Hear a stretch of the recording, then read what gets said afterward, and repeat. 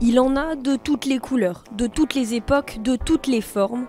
Sur 150 mètres carrés, Dimitri expose près de 600 planches de skateboard, l'aboutissement de plus de 10 ans de collection. Je me suis mis à collectionner, en fait, j'ai racheté des planches de mon enfance, des années 90, des souvenirs que je voyais, enfin des planches que je voyais dans les magazines et que j'avais pas pu avoir petit. Et après, il y a eu l'idée du projet du musée. Donc, pour faire un musée, il fallait que j'ai tout, donc toutes les générations. Donc là, je me suis intéressé aux années 70, aux années 60. Du sol au plafond, on replonge dans l'histoire de la planche à roulettes depuis ses débuts dans les années 60. Le patin roulette existait déjà et les gens se sont amusés à couper les patins à roulettes et à fixer ça sur des bouts de bois.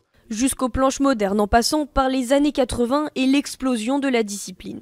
C'est là où le skate a été importé dans les autres continents. Ça y est, ça n'existait plus qu'aux États-Unis. On en trouvait, il y avait des distributeurs en Europe, des revendeurs en Europe. C'est là aussi il y a eu les premiers graphistes à être employés par des sociétés skateboard. Des planches artistiques uniques qui ont toute leur histoire, parfois même leur message politique.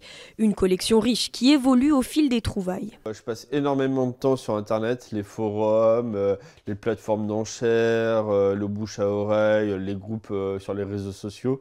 Et en bon collectionneur, Dimitri réfléchit déjà aux pièces qui viendront compléter le musée dans quelques années. Je me mets à conserver les nouveautés, des choses qui m'intéressent moins, mais pour les futures générations, ça sera des souvenirs d'enfance pour eux. Et en attendant de récupérer les souvenirs de demain, ce passionné planche déjà sur son nouveau projet, construire un véritable skatepark devant le musée.